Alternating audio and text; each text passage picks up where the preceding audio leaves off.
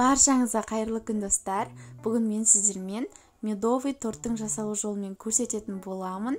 Өте оңай жасалады, себебі ешқандай да қамыр илеп, оны жайып қажеті жоқ. Міндетті түрде видеоны соңына дейін қараңыздар. Ыдысымызға жұмыртқа саламыз, оның үстіне қантты қосып, миксердің ең төменгі жылдамдығынан бастап, аппақ болып, 2-3 есе көтерілгенше миксерлейтін боламыз. Біздің жұмыртқамыз дәл осылай аппақ болып көтерілуі қажет. Қызып тұрған табаның ішіне балды саламыз. Біздің балымызды осылай жай отта күйдіретін боламыз. Одан соң оның үстіне сода саламыз. Осы кезде реакция жүреді. Осы біздің содамыз бен балымыз кішкене қызарған кезде оның үстіне бөлме температурасында тұрған сары майды саламыз. Барлығын жақсылап ерітеміз.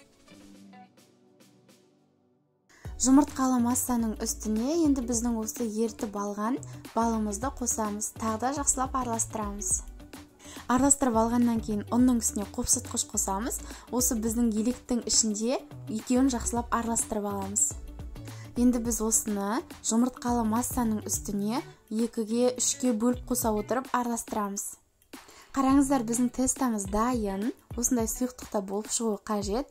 Енді біз осыны 6 бөлікке бөліп пісіреміз. 180 градуста шамамен әрқайсысы 7-10 минут аралығында піседі.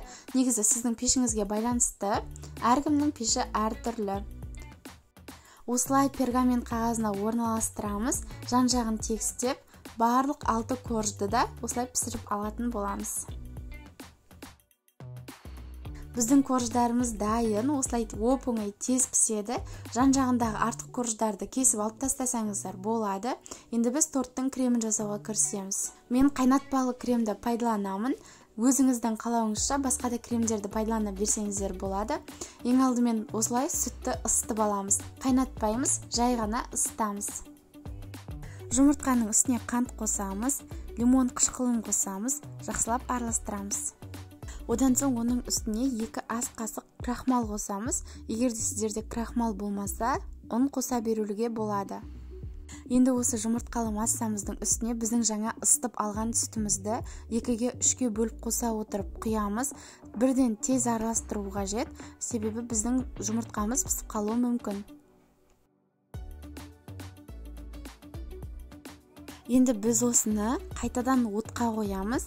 Үздіксіз араластырып отырып, қоюланғанша ұстайтын боламыз. Осылай қоюлана бастаған кезде оның үстіне бөлме температурасындағы сары майды қосамыз, тағы да жақсылап араластырамыз. Қайнатпалы креміміз дайын. Осының бетін пищевой пленкамен жауып, бөлме температурасында толықтай суытатын боламыз. Менде крем суыды. Енді мен осыны жинайтын формамның астына кішкене біздің корждарымызды ұстап тұру үшін азғантай крем жағамын. Осылай видеода көрсетілгендей толықтай тортты жинап шығатын боламыз. Шамамен әр корждың арасына 4,5-5 ас қасықтай крем кетеді. Біздің тортымыз дайын. Енді біз осыны кремі сіңуі үшін шамамен 1,5-2 сағатқа тоңазытқышқа жібереміз. Мен тоңазытқыштан алдым. Менде шамамен 4-5 сағаттай тұрды.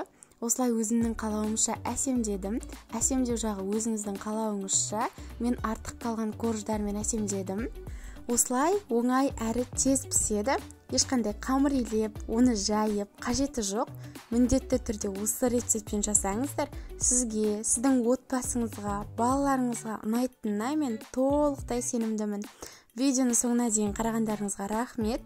Менің Instagram парақшама, YouTube каналыма тіркеліп, лайк басып, комментарий қалдыруды ұмытпаңыздар. Алда көптеген рецепттер болады.